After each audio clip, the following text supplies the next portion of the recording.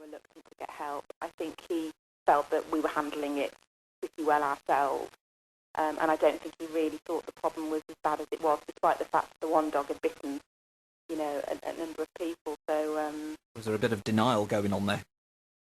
Yes. Right. Okay. Yeah.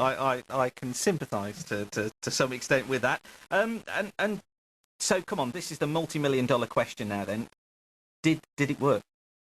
It worked straight away and continued to work. It was quite amazing, really. We practiced it.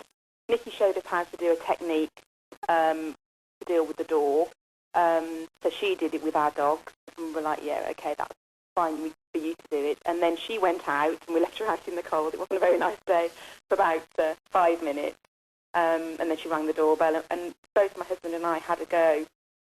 And it was amazing that it worked straight away. Nikki, there's a ringing endorsement there, isn't there? There is. And yes. you definitely haven't paid, have you? You definitely haven't paid Helen anything. No, not right, at all. Okay. Not I just at wanted all. to make clear, just clear it up.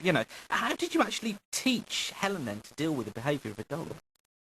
As I say, it's about you have to teach the dog owners why the dog's behaving in a certain way. Many dog trainers out there teach the dog to behave in a certain way, where a dog psychologist actually teaches the dog owners why the dog's behaving in a certain way. And once you understand why the dog feels the need to defend its territory and take on the job as pack leader, and the dogs basically were trying to defend Helen and her baby and her dogs, and we just made it clear that it wasn't their job to do that. It was their job to alert their pack leaders of potential danger coming to the door, but we just had to show Helen and her husband how to, make the dogs sit and make them realise it wasn't their job to go and attack and bite people that were coming to the door. And if you've got this problem with dogs, is this something that gets worse rather than gets better in your experience? Absolutely, because again, as humans, we end up communicating the wrong things to our dogs, and we might be shouting them at the door to get back, to stop doing it, to stop jumping up at people.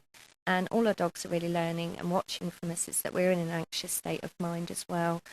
Therefore, if their pack leaders are in an anxious state of mind, why shouldn't they be? So it's really about teaching dog owners to be calm but assertive and to show their dogs how to deal with potential threats or dangers coming in a calm way. Once the dogs can see that humans are being calm, they usually calm down too. I've got so many more questions to ask all of you here in the studio. We're joined by Nikki Brown, who's from Canine Angel. We've got Marcus and Beth Lee Crowther in this studio from Animal Expressions, and Lucy Hayrer, who's Welfare Coordinator for the RSPCA in Walsall. On the line from Redditch, we've got Helen Parsons, whose Cocker Spaniels, Jack and Ben, were miraculously cured, almost miraculously cured, by Nikki. Anyway, coming up to 1:29, we'll be talking more.